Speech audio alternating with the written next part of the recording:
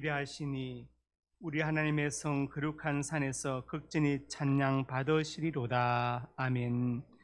아버지 하나님, 저희를 불러서 하나님의 자녀로 삼으시고 십자가의 은혜로 구원을 허락하시며 하나님을 경외하며 높이고 따르는 주의 자녀로 살게 하시니 감사합니다.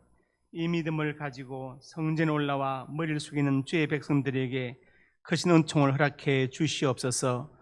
우리 구원의 뿔과 방패가 되시는 예수님 이름으로 기도드립니다. 아멘.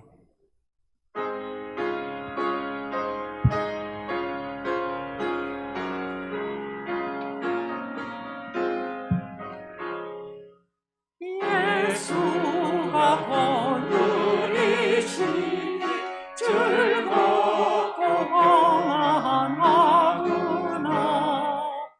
주야의 자복 되는 것 예수가 거느리시네.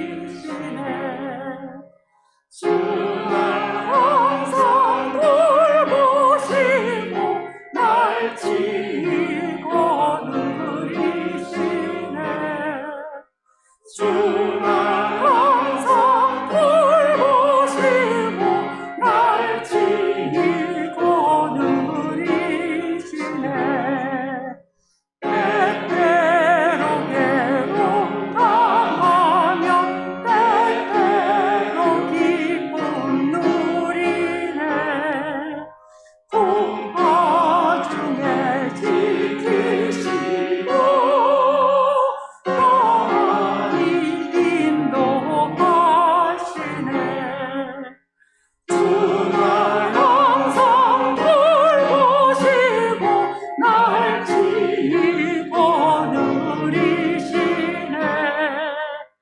주날 항상 돌보시고 날 지키고 누리시네.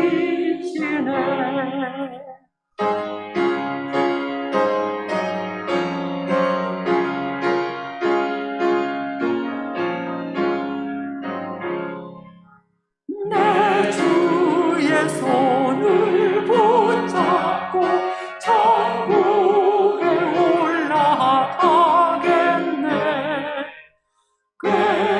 괴로우나 즐거우나 예수가 거느리시네. 주날 항상 돌보시고 날 지키고 누리시네. 주날 항상 돌보시고 날 지키고 누리시네. 이 세상 이별할 때에 마귀의 권세 이기네. 천국에 가는 그 길도 예수가 거느리시네. 주날 항상 돌보시고 날 지키고 누리시네. 주날 항상 돌보시고 날 지키고 누리시네. 아멘.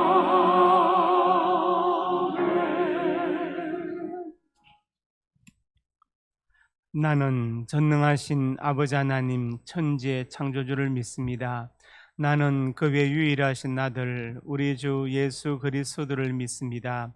그는 성령으로 잉태되어 동정녀 마리아에게서 나시고 본디오 빌라도에게 고난을 받아 십자가에 못 박혀 죽으시고 장사된 지 사흘 만에 죽은 자 가운데서 다시 살아나셨으며 하늘에 오르시어 전능하신 아버지 하나님 우편에 앉아 계시다가 거기로부터 살아있는 자와 죽은 자를 심판하러 오십니다. 나는 성령을 믿으며 거룩한 공교회와 성도의 교제와 죄를 용서받는 것과 몸의 부활과 영생을 믿습니다. 아멘.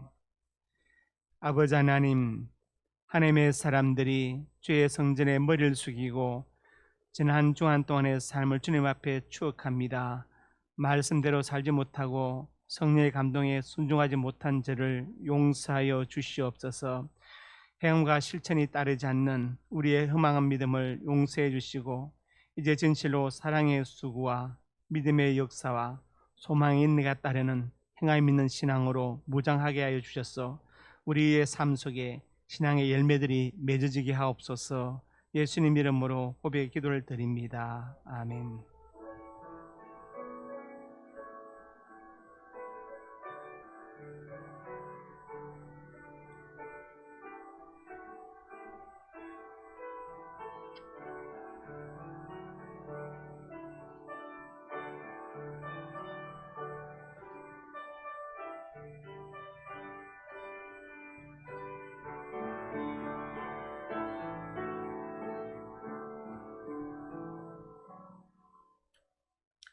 여호와께서는 자기를 경외하는 자를 긍휼히 여기시나니 이런 거 우리의 체질을 하시며 우리가 단지 먼지뿐임을 기억하심이로다. 아멘.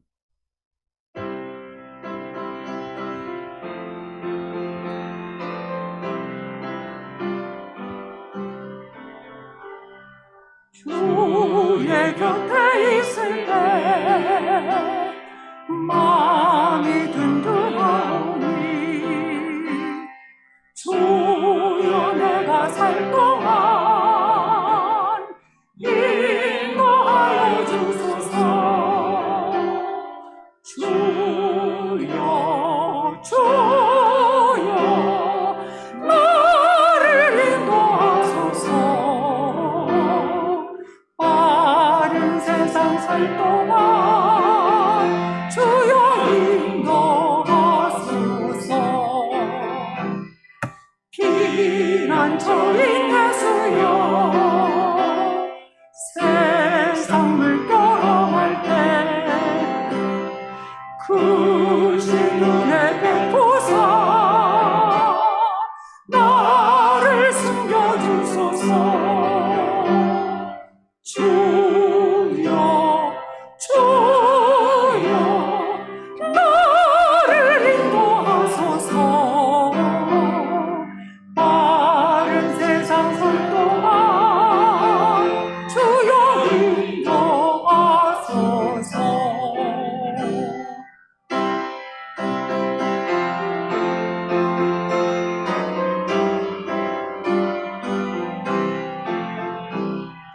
세상 풍파지나도 영화로운 나라와 눈물 없는 곳으로 들어가게 하소서. 주여 주여 나를 인도하소서. 빠른 세상 살 동안 주여 인도하소서.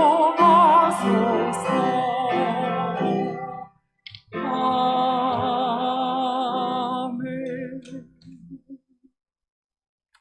사랑과 은혜가 풍성하신 아버지 하나님, 오늘도 저희들을 하나님 자녀 삼으셔서 복되고 귀한 예배의 자리에 나오게 하심을 감사드립니다. 이 시간 예배 가운데 겸손히 하나님의 은혜를 구합니다. 하나님 말씀에 어긋난 삶을 살았던 지난 잘못을 용서하여 주시고 때 묻은 심령이 보혈의 은혜로 새로워지고 정결케 되도록 역사하여 주시옵소서. 이 나라 민족을 긍휼히 여기시는 주님, 이 나라 민족이 주님을 섬기며 주님이 원하시는 민족이 되게 하여 주옵소서. 정치 지도자들이 하나님을 두려워하며 국민을 위해 봉사한다는 사명감으로 백성들의 소리에 귀를 기울여 공명정대한 정치가 이루어지도록 지혜를 주시고 경제가 활성화되고 다음 세대들이 소망하고 기대하는 나라 되게 하여 주시옵소서. 주님의 사랑하시는 상명교회가 날마다 성령의 임재를 경험하는 살아있는 교회 되게 하시고 죽어가는 심령에게 복음과 사랑을 전하는 선교하는 교회 되기를 소망합니다. 주님의 자녀들이 교회 안에서 성결하고 거룩한 말씀을 통해 영적으로 성장하게 하시고 믿음이 더욱 강하여져 비록 사회적 거리두기가 계속 이어지고 있지만 이러한 상황 속에서도 하나님을 신뢰하기를 그치지 않게 하시고 하나님을 향한 열정과 사랑으로 하나 되는 교회 되게 하여 주셔서 주신 비전과 사명을 위해 전 성도들이 같은 생각, 같은 마음으로 힘써 간구하며 기도하는 복된 삶이 되게 하여 주시옵소서.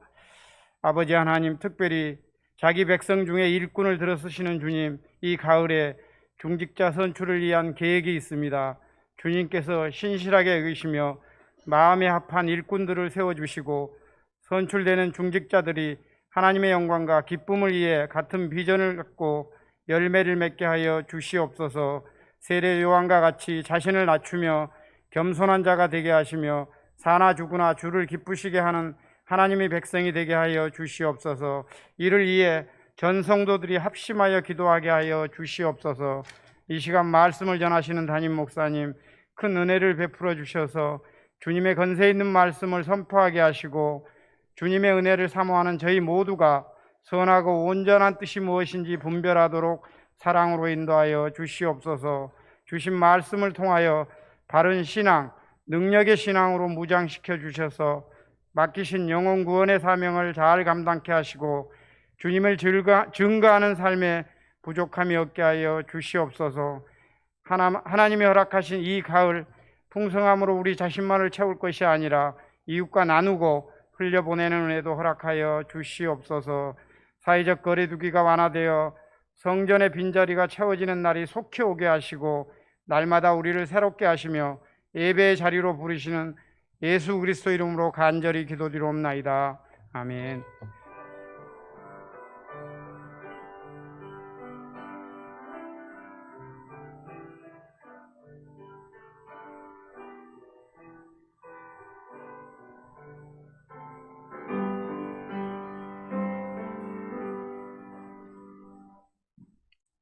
상명 가족 소식입니다. 은혜와 진리가 충만한 우리 상명교회 예배에 참석하신 성도님들 예수님의 이름으로 환영합니다. 박규태 형제가 범사에 감사하여 강단에 꽃을 드렸습니다. 오늘은 2단 경계주일로 지킵니다. 김정민 집사님의 딸 최지선 자매의 결혼식이 9월 11일 토요일 낮 12시에 SW 컨벤션 센터 11층 노블레스 홀에서 있습니다. 교회에서 오전 10시 30분에 출발합니다. 주소는 서울 종로구 지복로 19번지입니다. 각 교구장님들은 출석 체크를 해주시기 바랍니다. 결석 시에는 인터넷 예배에 참석 여부를 파악해서 그 다음 주에 보고해 주십시오. 주보에 첨부된 성경 문제를 꼭 풀어보시고 지난 주일 설교 요약을 꼭 읽어보시기 바랍니다. 다음 주 2부 예배의 대표 기도자는 정민영 안수 집사님입니다. 함께 기도해 주십시오. 군대가 있는 박권찬, 안종진, 양동우, 조원영, 김민섭 씨, 김윤성, 해외에 있는 미국 유용진, 조선영, 호주 이준경, 신정란, 중국 김지수, 선대영, 캐나다 이종원, 선혜란, 선교 미얀마의 군부 독재가 철폐되고 공산화되지 않도록 기도해 주시기 바랍니다. 이상입니다. 예, 이어서 광고 말씀드립니다. 첫째는 교장님들과 총무분들이 출석 체크 안 하시는 분들이 있는데 꼭 해주시기를 부탁드립니다. 그 다음에 아까 이제 장로님 기도에서 잠깐 나왔는데 우리가 이번 10월로회 때 장로님 5명을 정원 청원할 예정입니다. 5명을 정원 청원하고 빠르면 10월 말째 주일 아니면 늦어도 11월 첫 주일에 장로 투표를 할 겁니다. 여러분들이 기도해 주시고 좋은 일꾼이 선출될 수 있도록 이렇게 협력해 주시기 바랍니다. 그리고 다음 주까지는 일부 예배가 5시에 있고 그 다음 주부터는 일부 예배가 5시에 없습니다. 없고 그 다음에 추석 연휴 동안에 모든 새벽기도 수예배는 정상적으로 진행됩니다. 혹시 이제 시골에 안 가시는 분들은 나오시면 되겠습니다. 옆에 분들이 인사합니다. 잘 오셨습니다. 네, 사랑으로 축복합니다. 하나님 은혜와 사랑을 감사합니다. 강단에 꽃을 들인 박규태 형제를 기억하여 주시고 형제에게 건강을 주시고 근무하는 직장에 축복의 통로가 되게 하시고 믿음의 좋은 배필 리버 같은 아내를 만나게 하여 주시옵소서. 박용리 집사님 아버지 하나님 그 사업장에도 복을 주시고 창대한 백배의 결실을 주시며 이해 근사님 몸된 교회를 섬겨 봉사할 때 그 봉사가 아름답게 열매 맺게 하시고 건강케 하시고 기도응답에 복을 주시고 또 장수의 복도 주옵소서. 예수님 이름으로 간절히 축복하고 기도드립니다. 아멘. 하나님 말씀은 신약 성경 디도스 1장 10절에서 1절 말씀입니다. 같이 읽어봅시다. 불순종하고 헛된 말을 하며 속인 자가 많은 중 할례패 가운데 특히 그러하니 그들 입을 막을 것이라. 이런 자들이 더러운 덕을 취하려고 마땅히 아닌 걸 가르쳐 가정들 온통 무너뜨리는 도다. 네. 오늘 말씀의 제목은 이단을 멀리하라입니다. 오늘은 우리 총회, 우리 교단이 정한 이단 경계 주일입니다.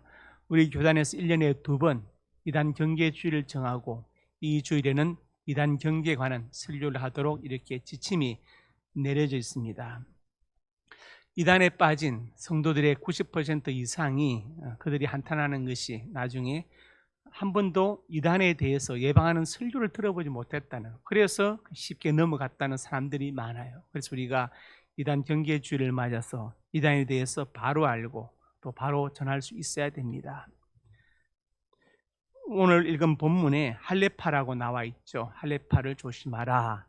초대교회 당시에 두 그룹이 있었는데 한 그룹은 이방인 그리스천, 이방인인데 예수 믿은 사람들, 또 한 그룹은 유대인 그리스천들이죠.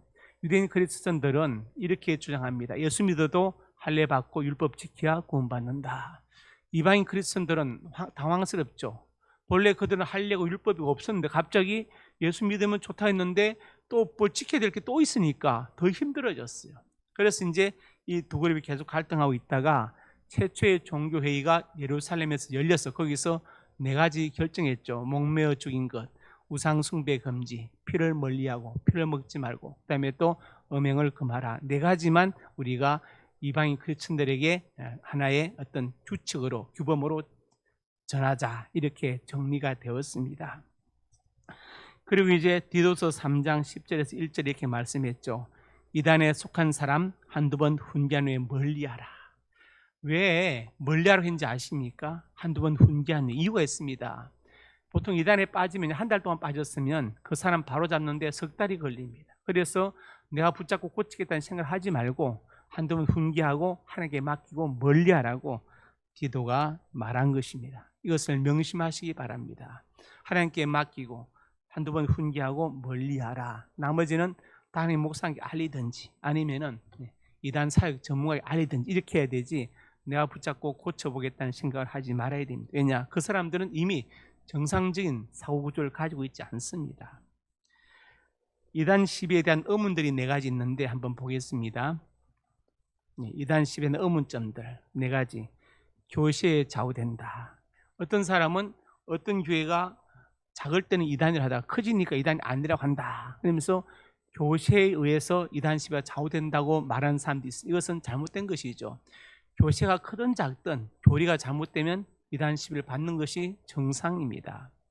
오늘 제가 말씀드린 것들은 제가 쓴 기독교 이단학 책에도 들어있고, 그 다음에 또 우리 교회 신자 양육과정 2단계 과정에도 들어있는 것들입니다. 두 번째로 이단 시비 받는 것이 자랑스럽고 정통이다. 사도행전 24장에 보면은 대제사장 아나니아가 벨릭스 총독한테 사도 바울을 고발하면서 나사렛 이단의 개수다 이렇게 말. 그러니까 이단들이 뭐라 하느냐? 사도 바울도 이단의 개수란 말을 들었으니까 우리가 그 말 듣는 것이 자랑스럽다 이렇게 말. 그건 잘못된 것이죠. 바울은 나사렛 예수를 전한다고 해서 이단 시비를 받았던 것이지 다른 교주를 전함으로써 이단 시비 받은 것이 아니죠. 그래서 이분 같은 경우도 잘못된 것이다. 그 다음에 3번이 시대에 따라 다르고 이단 시비가 속된 종교단체 관점 따라 다르지 않느냐. 예를 들어서 유대교에서 볼 때는 기독교의 이단이고 기독교에 볼 때는 통일교의 이단이니까 이렇다. 잘못된 것이죠. 시대와 소속된 종교단체 관점을 떠나서 우리가 성경에 근거해서 정통교리에 어긋나면 이단이 되는 것입니다.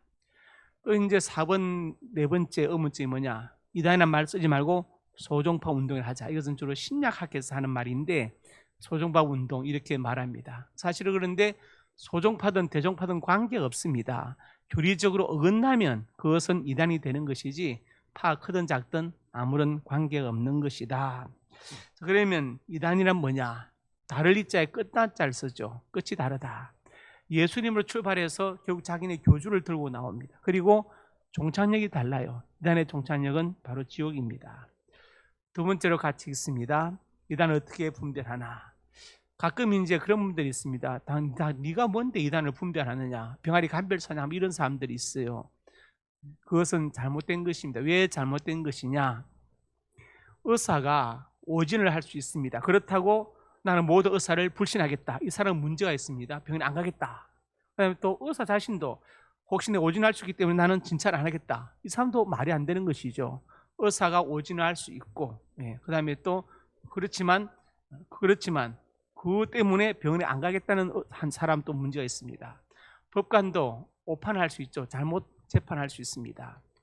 스포츠 경기 보면은 심판이 가끔 뭐 아웃과 인을 잘못하지 않습니까? 비디오 판독에서 이제 바로 잡히기도 하죠. 그렇지만 그렇다고 해서 모든 법관을 내가 믿지 못하겠다. 법원을 못 믿겠다. 그리고 또 만약에 법관이 혹시 내가 오심을 할 수 있게 오판할 수 있기 때문에 재판 안 하겠다. 그것도 문제가 됩니다. 의사가 환자를 진단할 때에는 인류의 역사 속에서 축적된 의학 지식과 그런 매뉴얼들이 있죠. 거기에 따라서 진단하는 거예요.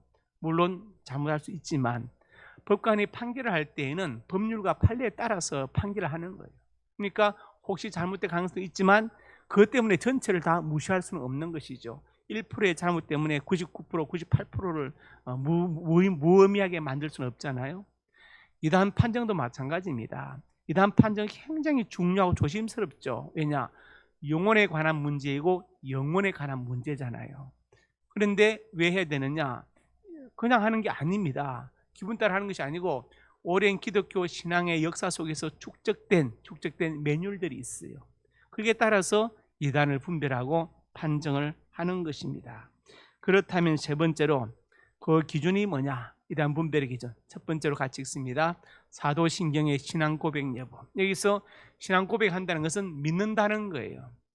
믿는다는 것을 말하는 것입니다. 예배 시간에 사도신경 고백 안 할 수도 있어요. 그렇지만 믿지 않는다면 그 이단입니다. 왜냐? 사도신경 안에는 우리 신앙의 정수가 들어 있습니다.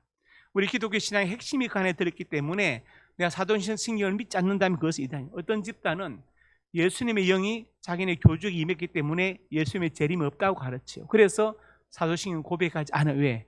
사도신경에 예수님의 재림이 분명히 들었기 때문에. 그러면 분명한 이단이죠. 그 다음에 이제 시한부 종말론을 주장합니다. 그런데 앞으로도 마찬가지예요. 92년 10월 28일뿐만 아니라 앞으로 모든 시대에 걸쳐서 언제 예수님 오신다 그러면 틀립니다. 왜 그러냐? 그 날짜 예수님은 오실 수가 없어요. 읽어봅시다. 시작.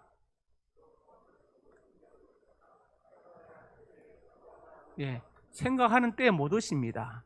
90년 10월 28일 오신다. 그 날짜에 못 오시죠. 왜? 생각지 않은 때 오셔야 되기 때문에 생각하고 있으면 안 돼요. 앞으로 2050년 몇월 며칠 그 날짜에 못 오십니다. 왜? 생각지 않은 때 오셔야 되기 때문에 생각하고 있으면 안 돼요. 그러니까 누가 계시를 받았던 날짜를 이렇게 살았던 꿈을 꿨던 간에 하늘에 구름을 봤던지 간에 절대로 인간이 생각한 그 날짜는 안 오신다는 걸 믿어야 됩니다. 잘못된 세대주의 신학이 통속적 세대주의 신학이 그런 잘못된 교리를 만들어낸 것이죠. 이건 제가 몇 번 얘기했으니까 이제 생략합니다. 생각지 않은 때 인자가 오리라. 우리가 이제 그 양치기 비유하시죠. 늑대가 나타났다. 그러니까 사람들이 막 달려왔죠. 가짜였습니다. 혼났지만 재밌었어요. 또 심심하게 또 나타났다. 또 왔어요. 세 번째 진짜 늑대 나타났는데 늑대 나타났다 소리 지르도 아무도 안 오는 거예요. 바로 시한부 종말론이 그런 것이거든요. 예수님 언제 오신다. 불발. 또 언제 오신다. 불발. 그러면 믿는 사람들은 믿음이 약한 사람들 야 예수님 온다는 게 맞아 정말로? 재림 자체를 불신하게 되고, 안 믿는 사람들은 기독교를 우스운 집단으로 취급해요. 수준 이하의 집단들이다 이렇게 봐. 그러니까 시한부 종말론을 믿는 사람들은 믿음이 열심인 건 맞지만 그 믿음이 바른 믿음은 아니다 이 말이에요. 열심인 것과 바른 믿음은 다릅니다. 달라요. 바른 믿음은 성경적인 믿음을 말하는 것이에요. 그래서 시한부 종말론은 잘못된 이단들이다. 예를 들어서 안상홍 정인회 같은 경우 1988년 88 체육관으로 안상홍 씨가 재림한다고 믿었어요. 그 공문이 실려 있잖아요. 이단학 책에 내종에도 실려 있고, 공문은 제가 구해서 실은 겁니다. 근데 실패로 끝났죠. 하늘에서 누가 내려왔냐? 공수부대가 촥 내려왔죠. 공수부대가 88 체육관 올림픽 때. 그래서 어떤 자매는 돌아버리기도 했습니다. 그러니까 이제 그 뒤에 안상홍 씨는 이름을 떼버리고 그 하나님의 교회 세계복음 전도표 이름을 바꿨죠. 바꿨습니다. 안식교는 예수님 재림하신다고 계속 날짜 얘기가 틀리니까 나중에 더 이상 어떻게 변명을 못하니까 재림하셨는데 하늘 지성소에 재림하셨어. 지금 조사 심판하신다. 누가 잘했나 못했나 점수 매긴 이렇게 살짝 바꿨어. 이단들의 특징이 뭐냐? 시한부 종말론도 이단의 특징. 그러니까 이것을 믿으면 안 되는 것입니다. 믿으면 안 됩니다. 앞으로도 누가 날짜를 계산하든 꿈을 꾸든 환상을 보든 간에 절대로 여러분 생각지 않은 때 오신다고 하기 때문에 생각한 그 날짜에 오시지 않는다는 것을 우리가 믿어야 됩니다. 세 번째로 같이 봅니다. 성경 해석의 오류. 이단들의 특징 중 하나가 뭐냐? 성경 해석하는데 오류를 범해요. 성경은 문자로 풀 부분, 아니면 그 당시에 문화나 관습을 알아야 풀리는 부분, 이것을 우리가 이제 삶의 자리, 독일어 지점 레벤이라 하고 삶의 정을 알아야 풀리는 부분이라 그렇게 말하고, 이 해석을 사약적 성서 해석이라 하고, 보스턴 신과대학의 신약학 교신 하워드 클라크 키 교수가 이 사회적 성서 해석학의 권위자이고, 연대 신과대학 신약과 서중석 교수가 제자예요. 서 교수님이 쓴 복음서 해석 책 보면 참 놀랍습니다. 성경을 이렇게 푸는 거구나. 놀라요. 그 다음에 이제 또 은유나 상징으로 풀 부분들도 있어요. 그런데 이단들의 특징은 한 가지로 다 풀어버려요. 문자로 다 풀든지 아니면 은유로 다 비유로 풀어버리든지 아니면 디스커스 막 거꾸로 풀든지 이래서 이단이 되는 거예요. 예수님께서 또 다른 보혜사를 내게 준다 이렇게 말씀해 줬죠. 그러니까 사람들 저마다 이단 사이비 교주들이 내가 또 다른 보혜사라고 막 주장합니다. 내가 보혜사다. 성경을 잘 몰라서 그래요. 또 다른 보혜사, 다른 보혜사. 알론 파라클레톤이라는 단어를 써서 헬라어로. 알론은 알로스거든요. 헬라어에 다르다는 단어가 두 개 있는데 하나는 알로스, 또 하나는 헤테로스예요. 알로스는 뭐냐? 같지만 다른 것. 이 주보를 복사하면 똑같죠. 그렇지만 종이는 다르죠. 두 장이잖아요. 이게 알로스입니다. 알로스. 헤테로스는 완전히 다른 거예요. 이 종이와 컵처럼 완전히 질적으로 달라요. 막 예수님께서 또 다른 보혜사를 성령 하나님이 아니라 인간 교주로 생각하셨다면 알로스가 아니라 헤테로스를 쓰셔야 맞아요. 그런데 예수님은 알론 파라클레톤을 쓰거든요. 그럼 뭐 하는 것이냐? 같다는, 내가 성자 하나님이고 성령 하나님 보내주신다. 예수님이 보혜사 되시고 또 다른 보혜사인 성령을 보내신다는 뜻이지, 인간 교주를 보혜사로 보낸다는 말이 아닌 것이죠. 그래서 우리가 성경을 잘 봐야 됩니다. 더 가관인 것은 요엘서 2장을 가지고 이렇게 해석하는 거예요. 2, 3절에 보니까 이른 비와 늦은 비가 예전과 같을 것이라 이렇게 말씀했습니다. 자, 보십시오. 이 구절을 가지고 어떻게 얘기하느냐?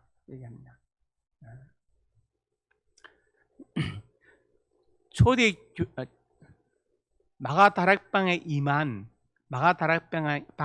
성령은 이른 비 성령이다. 지금 기성교회들이 받은 성령. 그 다음에 자기들한테 와야 늦은 비 성령을 받는다. 이른 빛 성령은 이제 씨가 나는 것이고 자기들한테 와서 늦은 빛 성령을 받아야 알곡으로 수수된다고 가르쳐요. 요엘서 2장 23절을 가지고 이것은 무엇을 말하는 것이냐 하면 이스라엘의 농사 풍습을 알아야 되는데 그 진동으로 좀 바꿔주세요. 저분 이제 몰라서 계속 지금 왔다 갔다 하시는데 진동이나 아니면 모음으로 바꿔주세요. 이런 변도 예전과 같을 것이라. 이것은 이스라엘 농사. 우리는 봄에 씨를 뿌리지만 이스라엘은 봄에 추수를 해요. 가을에 씨를 뿌립니다. 가을에 씨를 뿌릴 때 오는 비가 이른 비이고 봄에 추수할 때 오는 비가 늦은 비예요. 우리가 반대입니다. 또 겨울비도 있어요. 이 내용을 보면은 마당이 밀이 가득하고 풍족이 먹고 막 얘기하잖아요. 이것은 무엇을 말하는 것입니까? 진짜 농사를 위해서 비를 주신다는 거예요. 씨 부을 때 이른 비, 추수할 때 늦은 비를 주시겠다. 이 이스라엘 농사거든요. 농사와 관련된 비를 주신다는 게 문자적인 비이지, 이것을 가지고 이른 비 성령, 늦은 비 성령으로 해석해서는 안 된다 이 말이에요. 만약에 이른 비와 늦은 비를 성령으로 해석한다면 마당은 뭐로 영적으로 해석하고 밀은 뭐로, 독에는 새 포도주 기름 메뚜기 있다고 뭘로 해석할 거예요? 상징적으로, 은유로. 말이 안 되잖아요. 그러니까 멀쩡한 문자적으로 풀 부분을 비유로 풀어가지고 막 얘기를 하는 거예요. 얼핏 보면요, 말씀을 잘 쪼개는 것 같지만 사실은 엉터리 해석을 하는 거예요. 그래서 이단들의 특징이 뭐냐? 성경 해석에 오류를 범한다는 것을 우리가 알아야 됩니다. 네 번째로 같이 읽습니다. 구원의 보편성을 거부한다. 조직신학에서 교회는 유형교회와 무형교회가 있어요. 유형교회는 대한예수장로회 상명교회 유형교회입니다. 무형교회는 뭐냐? 어느 교단 어느 교회에 있는지 모르지만 구원받은 사람이에요. 그 전체적인 연결, 연합체, 하나님만이 아시는, 바로 그게 무형교회입니다. 우리는 유형교회와 무형교회를 다 같이 인정해요. 그리고 우리 교회만 구원이 있다고 말하지 않아요. 근데 이단들은 자기네만 구원이 있다는 거, 다른 데는 구원이 없다는 거, 구원의 보편성을 거부하는 게 이단 사입의 특징입니다. 다섯 번째로 같이 읽습니다. 성경, 특히 계시록 해석했다고 주장한다. 이단들의 특징인데, 옛날에 이시, 유럽 경제 공동체가 10나라였을 때 이것이 성경에 예언된 10불이 아니냐, 그 대표가 바로 저 그리스도 아니냐, 이래가지고 막 우리나라의 유수한 그 분들이 막 그렇게 말하고, 그 버전이 아마겟돈 전쟁이라고 하겠습니다. 지금 다 틀렸죠. 지금 이 시는 27개 국가가 가입되어 있어요. 제가 어젯밤에 확인하니까 27개 국가가 가입돼요. 그럼 그분들이 한 설교나 설교지 뭐 다 엉터리가 된 거예요. 해석은. 이것은 무엇을 말한 것이냐? 계시록은요, 계시록은 시간이 가야 드러나는 부분들이 있어요. 예를 들어서 해석할 수 있는 부분이 있고 기다려야 될 부분이 있습니다. 외국에서는 신약학을 전공해도 계시록 전공자가 없어요. 전문가. 그런데 우리나라는 너무 많아요. 그것도 말이 안 되는, 영어 성경이나 원어 성경 한번 읽지 않고 한글 성경 읽고 자기 마음대로 끼워 맞춰가지고 전문가로 주장하는 사람들이 너무 많이 있습니다. 예를 들어서 계시록 1장 1절에 보니까 요한계시록이 어떻게 기록되었느냐 얘기죠. 예수께서 계시라, 그의 천사를 요한에게 보내 알게 하신 것이다. 그의 천사를. 그러니까 바모섬에 사도 요한이 있는데 주님께서 천사를 보내셔서 계시록을 작성해 하셨어요. 그 20장 16절에 이제 마무리하십니다. 내 사자를 보니 이것들을 내게 정언하게 하였다, 이렇게 말씀했어요. 그러니까 어떤 이단 사이비 집단의 교주는 예수님이 오셔서 구약을 풀어준 것처럼 내가 와서 신약 계시록을 풀어준다, 나는 계시록 20장 16절에 주의 사자라고 이야기를 합니다. 이 말이 맞느냐? 틀리죠. 왜 틀리느냐? 계시록 1장 1절에 천사를 영어 성경에 보면 엔젤, 그 다음에 헬라 성경 앙겔로스, 그 다음에 20장 16절에 사자도, 내 사자도 영어 성경 엔젤, 헬라 성경 앙겔로스, 동일한 존재예요. 계시록 1장 1절의 천사나 20장 16절의 사자는 동일한 존재, 동일한 천사를 가리키는 거예요. 이것을 20장 16절에 사자로 번역해 놓으니까 이단들이 장난을 치는, 이걸 가지고 내가 사자로 왔다, 계시록 풀어준다. 이건 다 잘못된 것이죠. 그러니까 이제 우리가 성경을 번역할 때 좀 이단에 관한 그 어떤 상식 있는 사람이 같이 가서 해야 돼요. 왜냐하면 그래야 이런 그 빌미를 주지 않죠. 똑같이 천사라고 문제가 사자라고 하니까 이렇게 우기잖아요. 내가 사자로 왔다, 우기죠. 이게 바로 이제 성경을 잘못 해석하는 것들, 해석의 오류에서 이단들이 발생합니다. 제가 전에 한번 말씀드렸지만은 어떤 이단에서 우리 기성교회 목사들을 짓지 못하는 게 벙어리 소경이라 막 욕을 해요. 왜냐? 계시록을 풀지 못한다고. 몰라서 못 푸는 게 아닙니다. 풀어서는 안 될 부분들이 있어요. 예를 들어 제가 어떤 아이가 있습니다. 아이가 있는데 이 아이 일생을 풀어요. 이 아이는 몇 살에 어느 초등학교 들어가고, 몇 살에 중학교 가고, 몇 살에 쭉쭉 해가지고 어느 대학 가고, 김아무개를 만나서 결혼하고 쫙 다 풀었습니다. 맞습니까? 확인해야죠. 기다려봐. 왜? 이 아이가 정말 그렇게 하는지 기다려봐야 될 거예요. 계시록은 그런 부분이 있다니까요. 자기 마음대로 뜯어놓고 기성의 목사를 못 풀었으니까 벙어리다, 직접 못하는 게다 소용이다 하면은 그것은 무지한 거예요. 무지한 겁니다. 제가 전에도 말씀드렸죠. 요시아 씨가 하늘 호수로 떠난 여행에서 인도 갔는데 유명한 구루가 있는 거예요. 사람을 딱 보면 전생, 현생, 내생을 쫙 깨뜨립니다. 이제 하도 유명하다니까 가갔어. 이제 돈을 내고 차례가 돼 기다려가지고 이제 딱 봤는데, 예언을 봤는데 이 사람이 딱 보내거든. 자네 아버지는 몇 살까지 장수할 것이고 자네는 앞으로 결혼을 해서 어쩌고 막 얘기하는 거예요. 그래서 아니 아버지는 돌아가시고 저는 이미 결혼했는데요. 이 구루가 이렇게 말하더라는 거예요. 눈빛 하나 안 변하고. 그렇다면 자네는 자네의 운명에 역행하는 삶을 살고 있는 것이야. 나들 어쩌란 말인가. 그래가지고 할 말이 없었다는 거예요. 여러분 이렇게 하면 누가 점쟁이 못 되겠습니까? 막 마음대로 뜯어놓고 아닌데요 나 결혼했는데요 그러면 자네 운명에 역행하는 삶을 살고 있어요. 못된 거 이렇게 하면 어떻게 하란 말이에요. 계시록 해석하는 사람이 이런 스타일이거든요. 자기 마음대로 뜯어놓고 뜯어놓고 시간이 지나야 그걸 확인할 수 있는데 그걸 못 푼다고 막 뭐라고 하면은 말이 됩니까? 말이 안 되죠. 그래서 성경 해석이 어려워. 성경은 문자적으로 풀 부분, 비유로 풀 부분, 문화나 관습 아래 풀린 부분들이 있는데 이단들은 한 가지는 아니면 그 엉뚱하게 섞어서 막 풀기 때문에 성경을 잘못 해석한다는 거예요. 그래서 이단들이 됩니다. 여섯 번째로 14만 4천을 강조한다. 이단들의 특징이 자기네 집단에 와야만 14만 4천이 된다는 거예요. 모든 이단들이 그걸 주장합니다. 그런데 민수기 1장 46절에 개순자의 총계가 60만 3,550명이었더라 나와 있어요. 그러니까 출애굽할 때 14세 이상의 남자가 모두 몇 명이냐 벌써 60만이 넘었어요. 그러니까 지금 계시록 7장과 14장에 14만 4천에 대해서 나오는데 이건 제가 쓴 기독교 예단학 책 12, 13페이지 자세하게 나와 있습니다. 간추려 말씀드리면 7장과 14장에 나오는 12지파의 배열 순서가 달라요. 무엇을 말한 것이냐, 이것이 14만 4천이 문자적인 숫자가 아니고 상징적이다. 이것은 상징적이라는 것을 말하는 것이죠. 그래서 이스라엘 12지파 곱하기 완전수 12 곱하기 1000 이렇게 되는 것입니다. 왜 상징적이냐? 예를 들어서 만약에 어떤 여호와의 정이 있다고 합시다. 여호와의 정인 역사에서 전 세계에 걸친 여호와의 정의 역사에서 그들의 숫자가 14만 4천 명밖에 안 되겠습니까? 더 많죠. 그 나머지는 다 구원 못 받았어요. 자기들 말대로. 자기들 스스로도 구원이 안 돼. 14만 4천밖에 말이 안 되잖아요.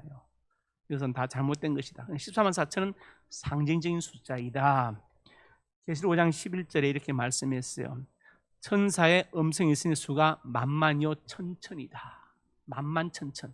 그럼 이게 지금 어느 게 맞는 거예요? 만만이 맞아요? 천천이 맞아요? 둘 중에 하나 골라야 되잖아요. 둘 다 맞죠? 이것은 상징이죠. 그만큼 많다는 거예요. 천사가 많다는 것이다. 만만은 1억 아닙니까? 그러니까 많다는 것이지 많다는 것을 상징적으로 이렇게 표현한 것입니다. 시편 84편 10절에도 말씀했죠. 주의 공중에서 한 날이 다른 곳의 첫날보다 낫다. 여기서 한 날은 지극히 짧은 시간을 말하고 첫날은 긴 시간을 말하는 것이지 꼭 한 날, 첫날 이렇게 문자적으로 푸는 게 아니죠. 이것은 상징적인 것입니다. 그래서 14만 4천은 반드시 상징적인 숫자이다. 이것을 기억하시기 바랍니다. 일곱 번째로 같이 읽습니다. 교주나 지도자를 신적과 우상시한다. 제가 확정 편향이라는 단어를 쓰는데 주로 이제 그런 말 있죠. 보고 싶은 것만 보고 듣고 싶은 것만 듣는다. 내가 원하는 정보, 생각하는 정보만 이렇게 고른다. 예를 들어서 원하는 정보만 선택적으로 모으거나 설명할 때 편향적으로 설명하는 편견을 가지고 어떤 외국인 교수가 북한에 가서 평양 외국대학에 가서 이게 강의를 했나 봐요. 그런데 이제 거기서 느낀 게 뭐냐? 나중에 돌아와서 쓴 것이 거기 학생들이 햄버거는 김정일 장군님이 개발해서 전 세계 인민들이 애용하는 것이다 이렇게 알고 있는데 그것을 고쳐줄 수가 없다는 거예요. 막 밖에 있어가지고 이게 확정 편향이거든요. 어떤 사람 예를 들어서 모든 사람 날 다 싫어하고 미워한다고 생각하는 사람이 있어요. 과대망상증 같은 거, 피해망상. 예를 들어서 만약에 길을 가는데 어떤 사람 오다가 옆으로 빠진다 그러면 날 미워해서 그래. 그 사람 자기 집을 가고 있는데 내가 원하는 대로 생각하는 거, 어떤 정보를. 또 예를 들어 어떤 사람 나는 멋있어서 사람이 날 따라와. 뒤를 보니까 사람들이 따라오거든요. 좀 동선이 같이 겹치는데 자기 따라온다 지금. 이게 확정 편향이에요. 주로 정치인들이 이렇게 했죠. 자기의 불리한 정보 다 빼버리고 자기의 좋은 정보만 모아가지고 확대 재생산 막 하는 거예요. 옛날에 트럼프 이렇게 되었을 때 저한테 막 문자 얼마 많이 드니 트럼프가 다시 재판을 통해서 이겨서 다시 대통령에 복귀한다고 막. 그래서 참 이 사람들 확정 편향에 사로잡힌 사람. 이단들의 특징이 뭐냐? 확정 편향에 사로잡혀 있습니다. 지금 은혜류교의 신옥주 목사가 조선일보에다가 전면 광고 내죠. 광고비 얼마인지 모르겠어요. 그 내용이 뭐냐면 제가 지금 다 모아놨는데 결론이 그거예요. 나는 진리의 성령인데 나를 가둬놓아서 코로나가 지금 이렇게 있는 것이다. 빨리 풀어놔라 이 얘기예요. 예. 다른 재난이 있으면 만약에 또 그렇게 주장하지 않겠습니까? 날 가둬놓아 그렇다. 예. 이게 확증 편향이죠. 이단들은 확증 편향에 사로잡힌 사람입니다. 그러니까 정상적인 시각으로 객관적으로 보지 못하고 자기가 보고 싶은 건 보는 거예요. 그리고 그것을 자꾸 얘기하는 거예요. 그걸 설명하고 그리고 자기의 편견을 절대시하고 우상시하는 거예요. 차용준 교수, 전주대 창윤 교수가 쓴 한국 종교문화의 2권에 보면 이런 말이 있어요. 사이비 집단의 특징은 자기 비판 능력이 없다는 데 있다. 예. 그래서 자기들의 좁은 편견을 절대시하고 우상화시킨다. 자기 비판 능력이 없다는 거예요. 예. 완전히 사람이 세뇌돼가지고. 그래서 이러한 사이비의 특징은 교주나 지도자를 신적 과거 우상시한다. 우리는 교회에서 교회 지도자를 존경할 수는 있지만 신격한 우상시하지는 않잖아요. 네, 않습니다. 8번째로 같이 봅니다. 예수님의 구원을 부족하게 본다. 예수님은 다 이뤘다 해서 다 이뤘다. 구원 끝. 네, 구원 끝. 네. 그런데 이단들은 아니야 부족해 이렇게 부족해. 통일교는 예수님은 영적 구원 이루고 육적 구원은 십자가에 죽어서 실패했으니까 문선명 씨와 한학자 씨를 참부모로 해서 축복 가정이 되어야 육적 구원도 받는다고 가르칩니다. 출발은 세계기독교 통일신령협회였죠. 모든 기독교를 다 통일시키겠다 통일교로. 네. 그래서 이제 문선명 씨가 공자적 석가 예수 다 내부하라고 주장하고, 네. 그다음에 또 앞으로 통일을 믿든가 도망가든가 죽든가 셋 중 하나를 택해야 된다고 했어요. 근데 자기가 먼저 소천했어요. 근데 이 교회 그 교단 이름도 하늘 부모님 교단으로 올해 바뀌었습니다. 하늘 부모님 교단으로 바뀌었습니다. 예수님의 구원을 부족하게 보죠. 또 어떤 집단은 예수 믿으면 구원은 받지만 천당은 못 간다. 천당 가려면 우리한테 와서 새 요한을 만나야 된다. 이만희씨를 만나야 된다. 이렇게 주장하기도 다 잘못된 것이고 예수님의 구원을 부족하게 보는 것이죠. 보는 것입니다. 그래서 예수님은 다 이뤘다고 분명히 다 이루었다. 성취됐다. 구원 끝났다. 예수님이 십자가에 달려 돌아가시면서 이렇게 말씀하지 않았습니다. 나는 영적 구원이고 육적 구원은 실패해서 나중에 문선명 씨를 보낼 때 연구해봐라.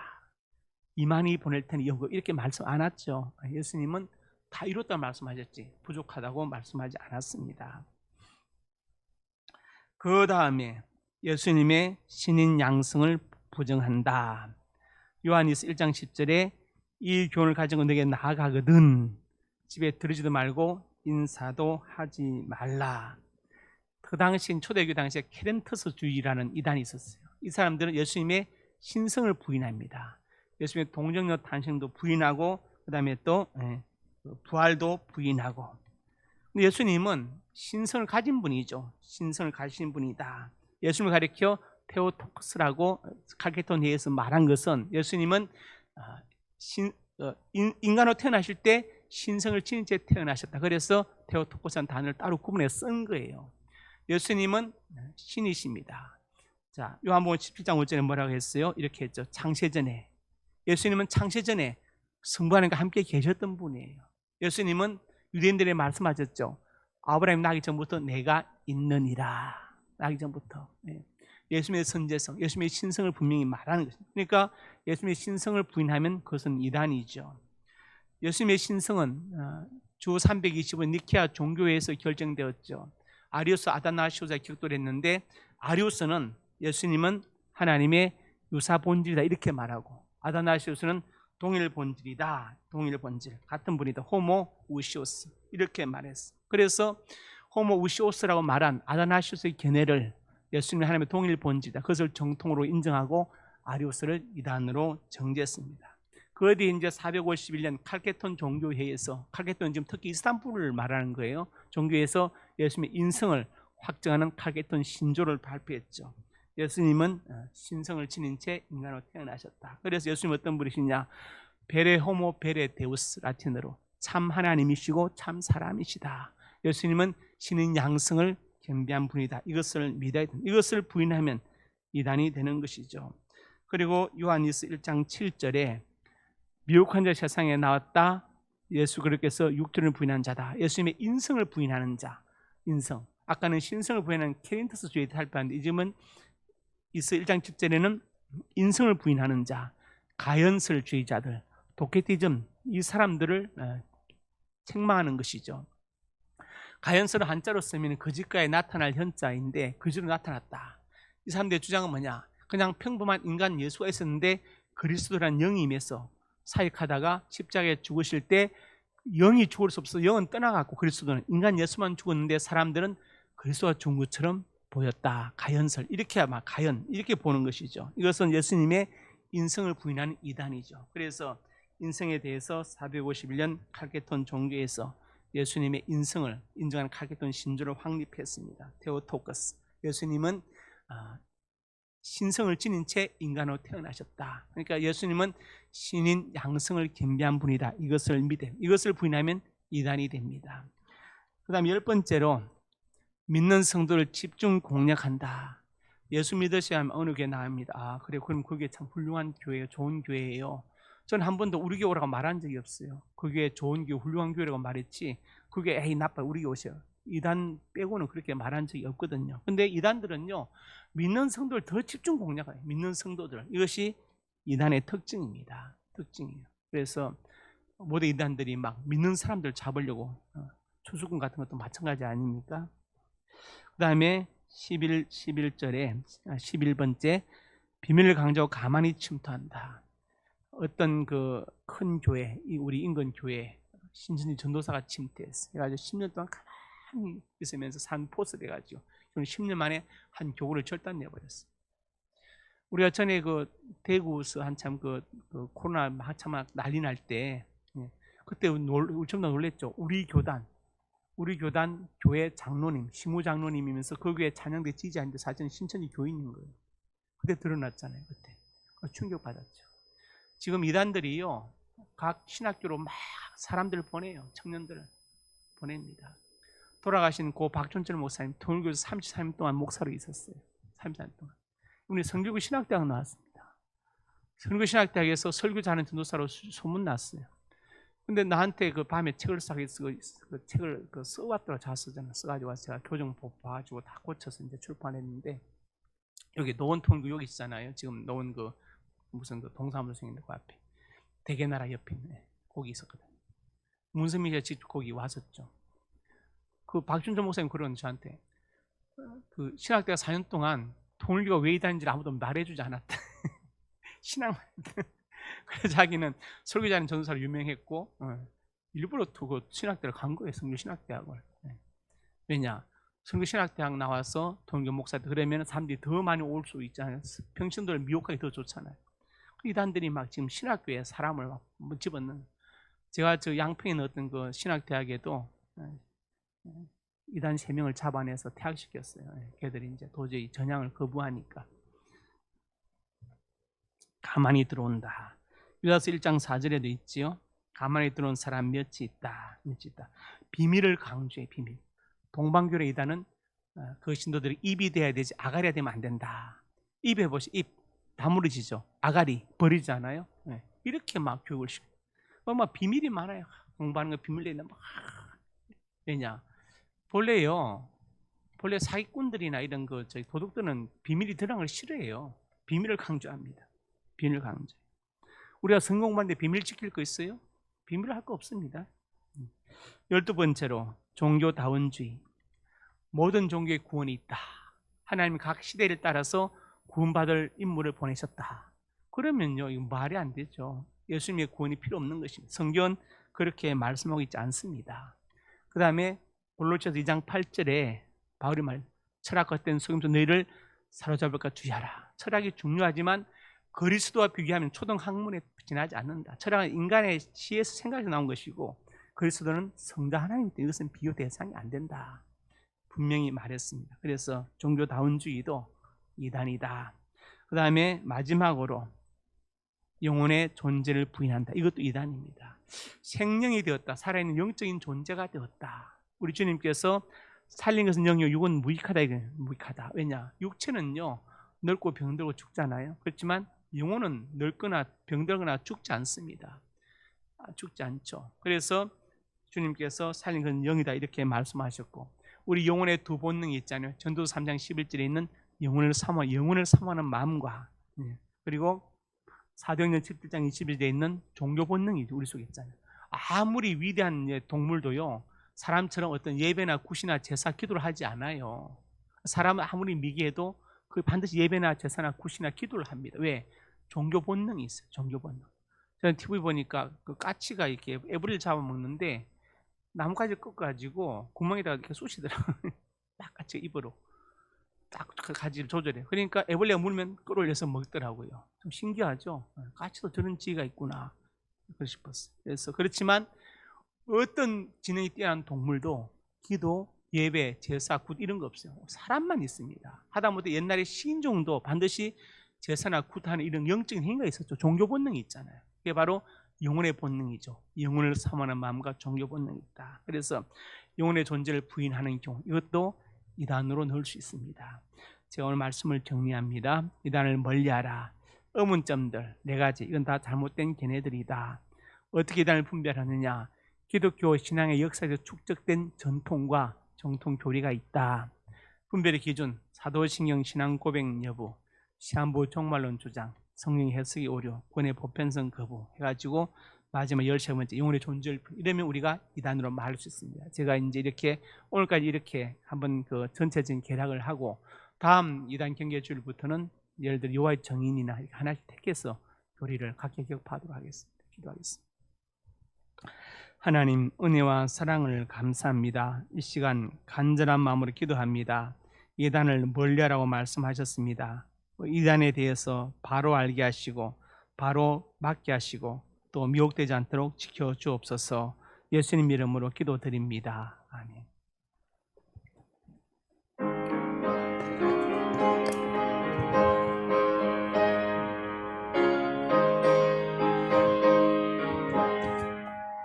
주 예수 내 맘에 들어와 계시고 변하여 새 사람 되고 내가 늘 바라던 참빛을 찾는다. 주 예수 내 맘에 오시 주 예수 내 맘에 오시 주 예수 내 맘에 오시 물밀 뜬 내 맘에 기쁨이 넘치고 주 예수 내 맘에 오시 주 예수 내 맘에 들어와 계시고 망령된 행실이 끊고 머리털보다도 더 많던 내 죄가 눈보다 더 이어졌네.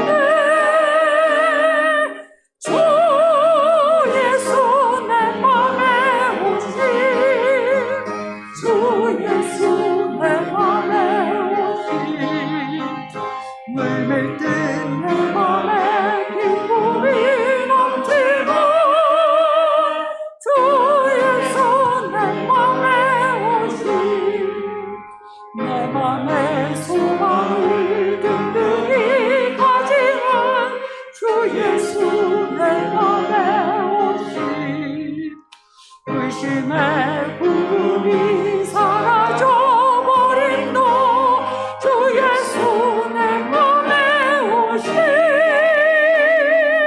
주 예수 내 맘에 오시 주 예수 내 맘에 오시 물밀 뜬 내 맘에 기쁨이 넘치고 주 예수 내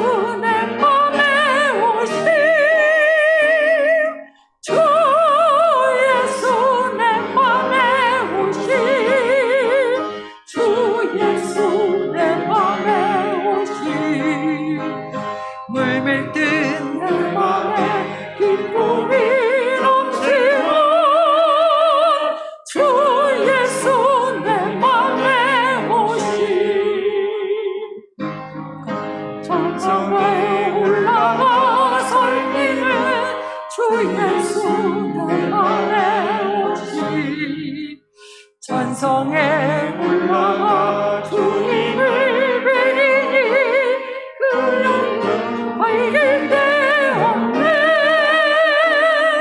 주 예수 내 맘에 오신 주 예수 내 맘에 오신 물밀 듯 내 맘에 기쁨이 넘치고 주 예수 내 맘에 오신. 하나님의 사람들이 예물을 드렸습니다. 예물 받으시고 건강과 지혜를 주시고 특별히 저들의 가정과 직장과 사업장, 자녀들 앞날이 복되게 하옵소서. 예물 쓰는 곳마다 영광을 받으시고 복음이 증거되게 하시고 외롭고 소외된 많은 사람들과 학생들, 기관들에게 힘과 능력이 되게 하여 주시옵소서.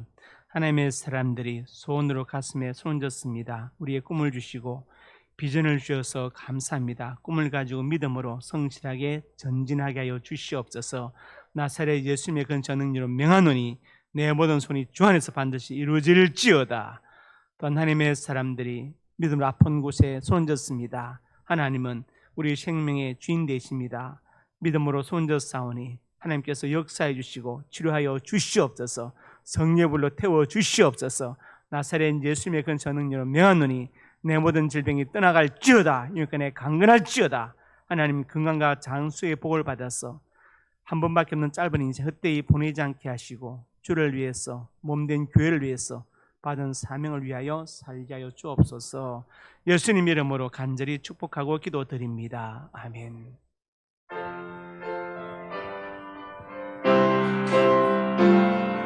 주님 다시 오실 때까지 나는 이 길을 가리라. 좁은 문 좁은 길 나의 십자가 지고 나의 가는 이 길 끝에서 나는 주님을 보리라. 영광의 내 주님 나를 맞아주시니 주님 다시 오실 때까지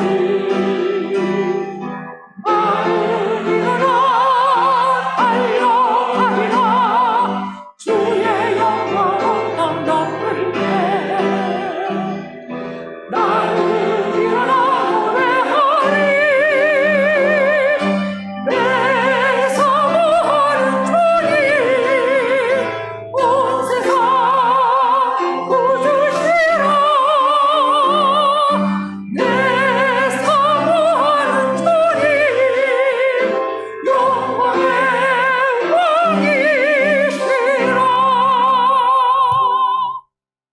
이제는 우리 주 예수 그리스도의 은혜와 아버지 하나님의 사랑과 성령의 교통하심이 오늘 주신 말씀 아멘으로 받고 이단에 대해서 바로 알고 바로 비판하며 바른 교회에서 바르게 신앙생활을 하기 원하는 하나님의 사람들 머리 위에 이제부터 영원토록 함께 있을지어다. 아멘.